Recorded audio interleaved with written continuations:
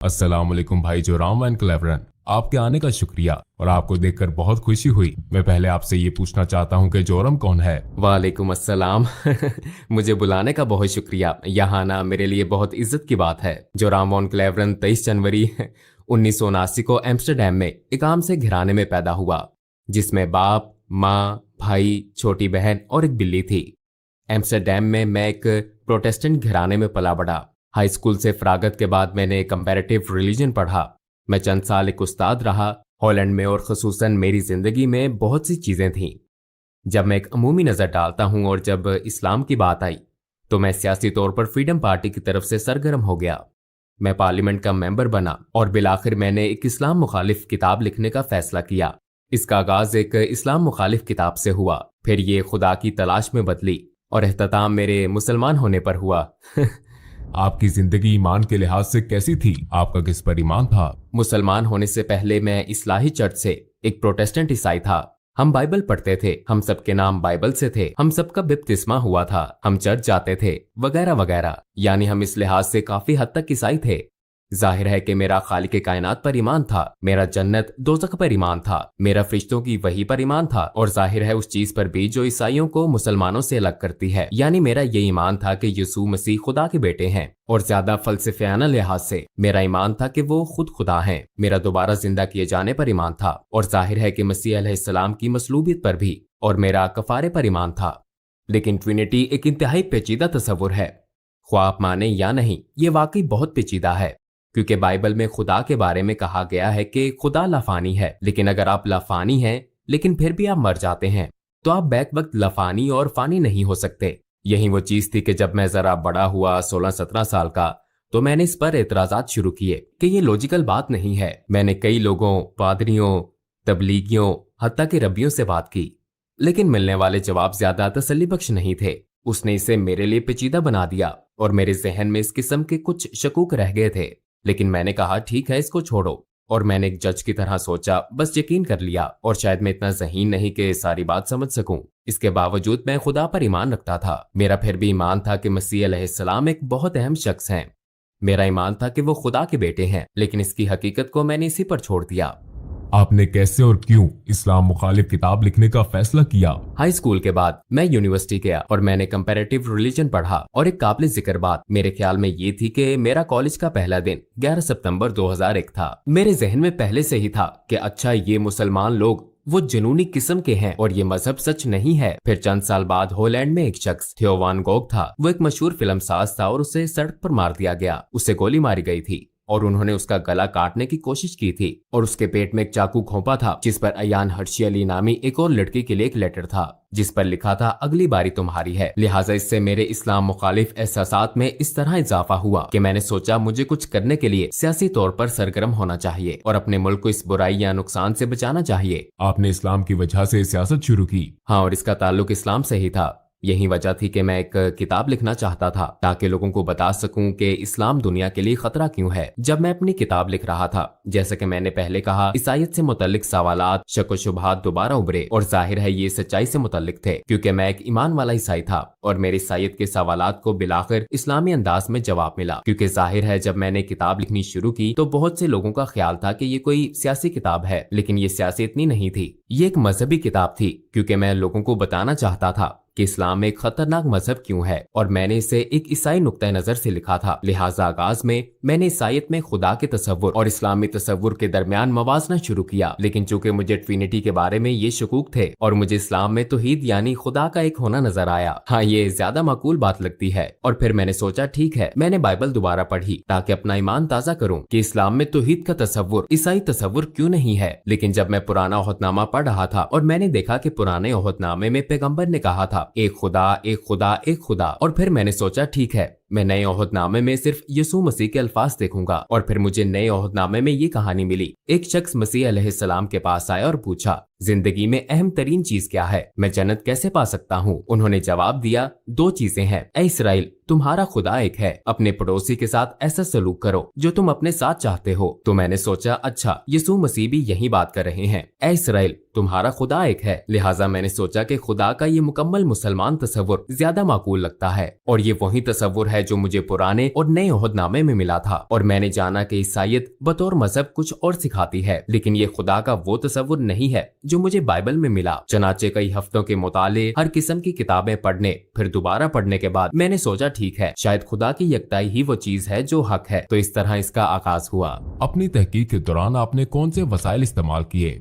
चूंकि मैं काफी हैरान परेशान था, लिहाजा मैंने उन मजहबी मामलात पर कई अथॉरिटीज को खत लिखे, और एक तहरीर मैंने शेख अब्दुल हकीम मुराद को लिखी थी जो कैम्ब्रिज यूनिवर्सिटी के प्रोफेसर हैं। ये जाहिर है एक लिहाज से बड़ी अजीब बात थी, क्योंकि मैं पहले एक सियासतदान था, फिर भी मैं इस्लाम मुखालिफ मकसद से इस्लाम के खिलाफ एक किताब लिख रहा था, और मैं दूसरे मुल्क के मुसलमान प्रोफेसर से पूछ रहा हूँ क्या आप मेरी मदद कर सकते हैं।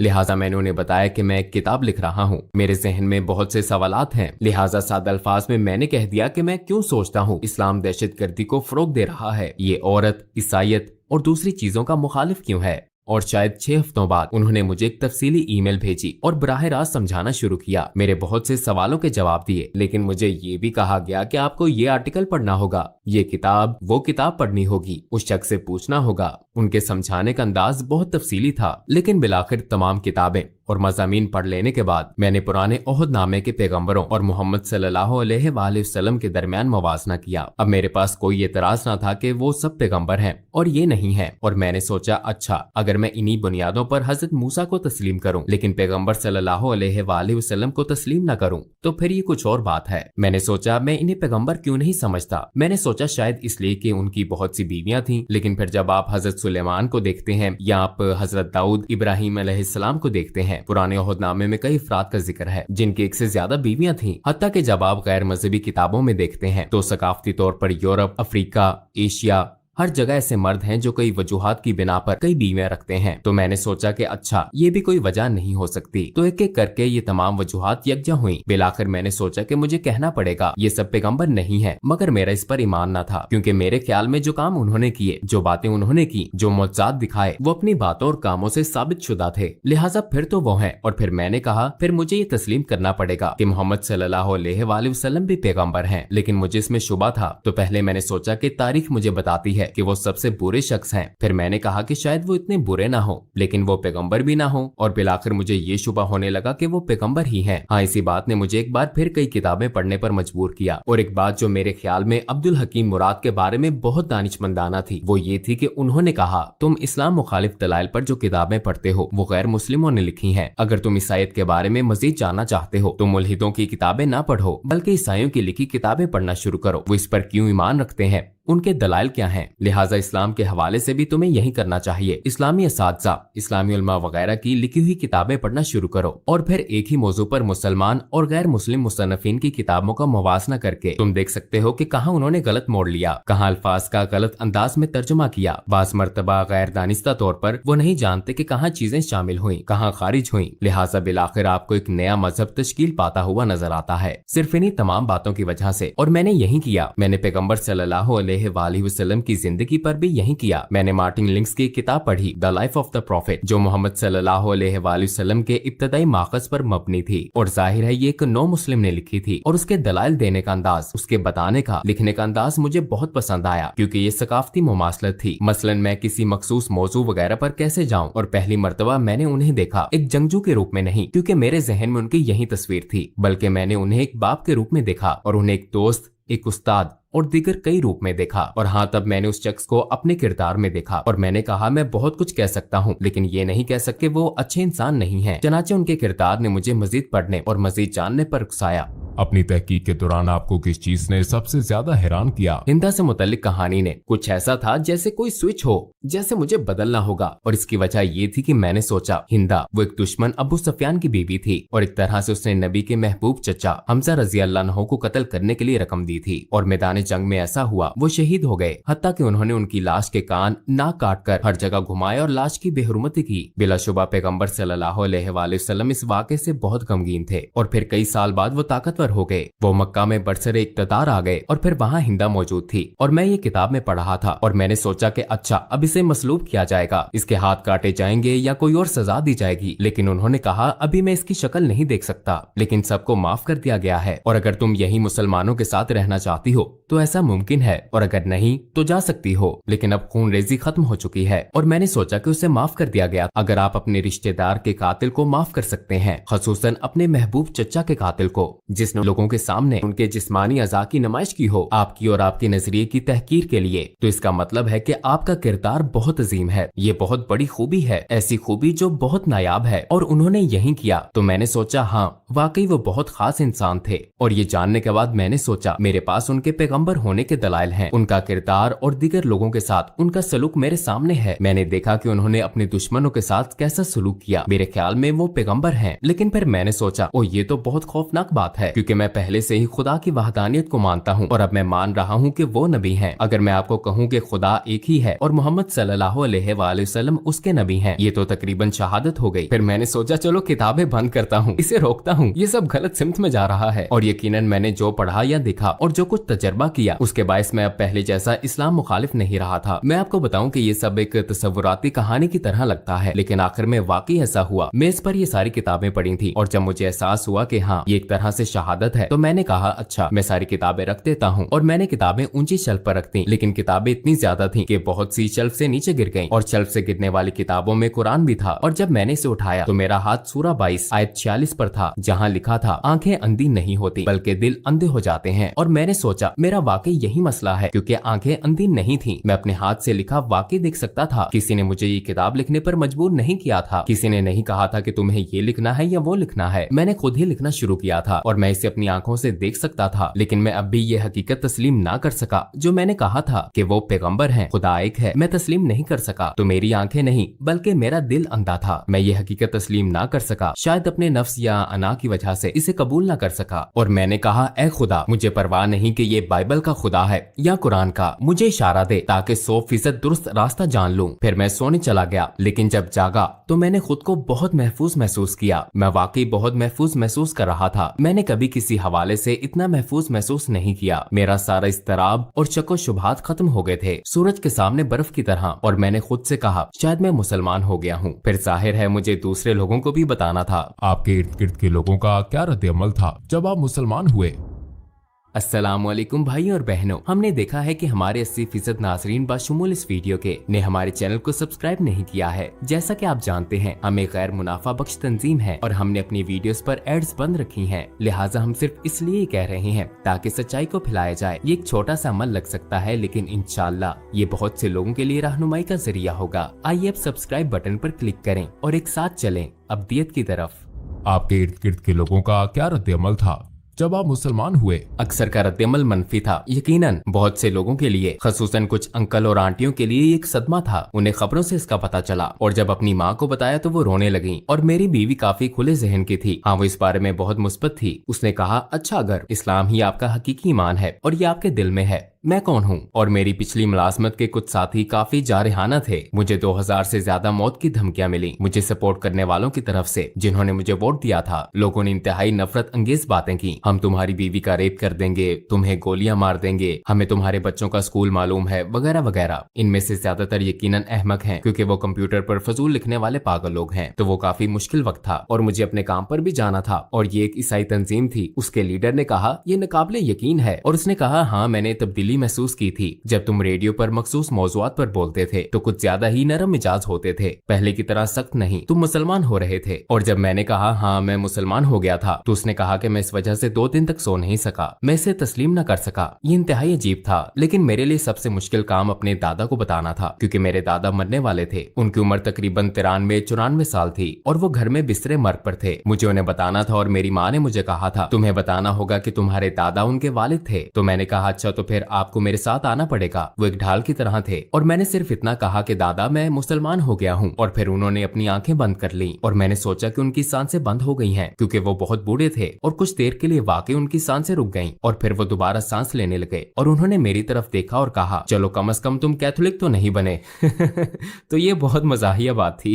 और आखिरी बात, रेडियो में मेरे पुराने बॉस ने कहा, अच्छा हमें क्या मालूम कि कल को तुम हिंदू या कुछ और बन जाओ। तो मैंने उससे कहा कि मैंने कभी मजहब मुंतखब नहीं किया, ऐसा एक ही बार हुआ जब मैं मुसलमान हुआ था। इससे पहले मैंने अपना मजहब मुंतखब नहीं किया था। मैं एक ईसाई घराने में पैदा हुआ, मेरी परवरिश एक ईसाई तरीके से हुई और मैं बहुत मशहूर हूँ उन तमाम अच्छी चीजों के लिए जो इससे मुझे मिली। लेकिन ये मेरा फैसला नहीं था और सिर्फ एक बार जब मैंने फैसला किया तो वो मेरा मुसलमान होने का फैसला था। और ये सबसे ज्यादा, जैसा मैंने कहा, मुझे लगता है ये मेरा सबसे अहम फैसला था और मेरा सबसे अक्लमंदाना फैसला था। मैंने कभी एक फैसला करने में साल नहीं लगाए सिवाय मुसलमान होने के। जब आपने अपनी पहली नमाज पढ़ी तो कैसा लगा? यकीनन ये एक खूबसूरत लम्हा था, लेकिन बहुत अजीब भी था, क्योंकि ईसाईयत में आपको इस तरह इबादत करने की आदत नहीं होती। आप हाथ जोड़कर इबादत करते हैं और शायद घुटनों के बल अपने हाथ वगैरह के सामने बैठकर। लेकिन मुझे ये बहुत खूबसूरत लगता है कि आप वाकई सजदा करते हैं, आप वाकई अपने रब के आगे निहायत आजिजी से झुकते हैं। तो मेरे ख्याल में ये बहुत आजिजाना और खूबसूरत अदा है और हाँ, इससे मुझे बहुत खुशी महसूस हुई। आपको 3 सबसे बड़े किन चैलेंजेस का सामना हुआ जब आपने इस्लाम कबूल किया? यकीनन मुसलमान बनना एक बहुत बड़ा चैलेंज था, क्योंकि मुझे अपने पूरे खानदान को भी बताना था और ये एक बहुत बड़ा चैलेंज था ये सोचना कि मुसलमान बनना बहुत मुश्किल होगा, क्योंकि खुसूसन एक प्रोटेस्टेंट ईसाई के तौर पर मजहबी लिहाज से आपको बहुत ज्यादा चीजें नहीं करनी पड़ती। लेकिन बतौर मुसलमान अमली तौर पर दिन में 5 वक्त की नमाज जरूरी है, खाना एक खास तरीके से खाना जरूरी है, एक खास अंदाज से सोचना जरूरी है, आपके लिए हर लम्हा बेहतरीन रहना जरूरी है अपने खालिक से ताल्लुक के बायस और इस हकीकत की वजह से कि आपको दिन में 5 वक्त नमाज अदा करनी है। ये एक तरह से खालिक की मुस्तकिल याद दहानी है। तो ये आपको एक ईसाई के मुकाबले में इस हकीकत से कहीं ज्यादा आगाह रखता है कि आपका एक रब है। ये मेरा तजर्बा है और मैं सोचता ओ आज 5 वक्त की नमाज पढ़ना मैं नहीं कर सकता, मुझे करना है। तो इस चीज ने सोच मुश्किल बना दी, लेकिन मेरे मुसलमान होने के बाद ये बिल्कुल मुश्किल नहीं था। क्या आप अपने बच्चों की परवरिश भी बतौर मुसलमान कर रहे हैं? आप यकीनन कोशिश करते हैं। मुझे पता नहीं कि आप एक मुसलमान की परवरिश कैसे करते हैं। मेरे ख्याल में ये बहुत मुश्किल काम है, खास तौर पर इस दौर में। जाहिर है जब मैंने शादी की तो मैं मुसलमान नहीं था। आपने एक तरह से अहद किया कि आप अपने बच्चों की परवरिश बतौर ईसाई करेंगे, तो मुसलमान होने के बाद जाहिर है मैं अपने बच्चों की परवरिश बतौर ईसाई नहीं कर रहा। अगर ईसाईयत से मुतल्लिक बच्चों का कोई सवाल होता है तो वो मेरी बीवी से पूछते हैं और उन्हें ईसाई जवाब मिलता है, और अगर वो मेरे पास आते हैं तो उन्हें इस्लामी जवाबात मिलते हैं। लेकिन अक्सर वो कहती है कि अपने बाप से पूछो। मेरी बीवी सबके लिए हलाल खाना पकाती है, तो ये बहुत खूबसूरत बात है। वो कहती है मैं 5 खाने नहीं बनाऊंगी तो सब एक जैसा खाना खाते हैं। आप हलाल खाना चाहते हैं तो सब हलाल खाते हैं। तो एक तरह से ये कुदरती अमल की तरह है। इस्लाम के खिलाफ आपका शदीद तरीन और अफसोसनाक इजहार ख्याल क्या था? मेरे ख्याल में इस्लाम एक झूठ है, क्योंकि ये बात मैं अक्सर कहता था, इस्लाम झूठ है और कुरान जहर है। लेकिन जब मैं कहता था कि इस्लाम एक झूठ है तो इससे मेरी मुराद थी कि सारा मजहब और उससे मुंसलिक हर चीज। तो ये एक तरह से जहालत का आला तरीन दर्जा था।